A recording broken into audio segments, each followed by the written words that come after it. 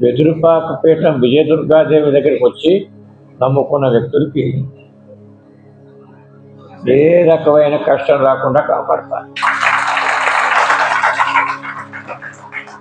మీరు చేయవలసిందల్లా తరచూ వచ్చి అమ్మవారి దర్శనం చేసుకోండి.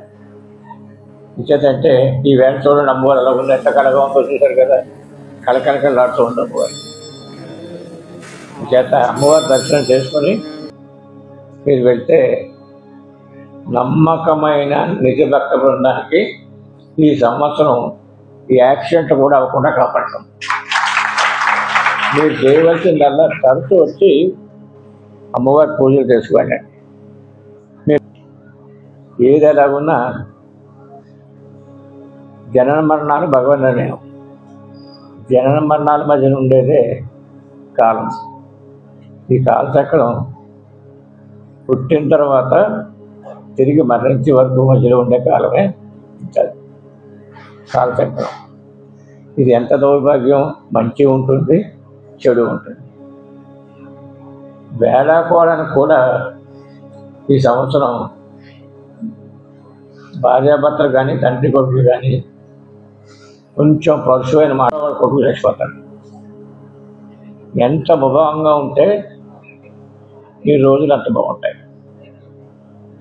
మనం ఎంత ముభావంగా ఉంటే మన రోజులు అంత బాగుంటాయి. ఇంచేత కాలాన్ని బట్టి సరదాగా మాట్లాడిన మాట కూడా ఒకవేళ మా భార్యకో భర్తకో కష్టం కలిగి ఇంచేత ఎంత ముభావంగా ఉంటే అంత మంచిది. మంచి చెడు రెండు ఆలోచన చెప్తే చెప్పానుగా, 2 గ్రహకూటాలు 2 గ్రహణాల వల్ల శుభం కన్నా అశుభం ఎక్కువగా ఉంది. శుభాశుభాలు ఎలా ఉన్నా యాక్సిడెంట్లు అవి కాకుండా స్కూటర్ల మీద కార్ల మీద వెళ్ళేవాళ్ళు అటు ఇటు జాగ్రత్తగా చూసి వెళ్తూ ఉండండి. యాక్సిడెంట్లు చాలా ఎక్కువగా ఉంటాయి. ఈవేళ రేపట్లోనే మీరు పేపర్లో చూస్తారు ఎంతమందికి యాక్సిడెంట్ అయ్యాయి. నా కోరిక ఏమిటంటే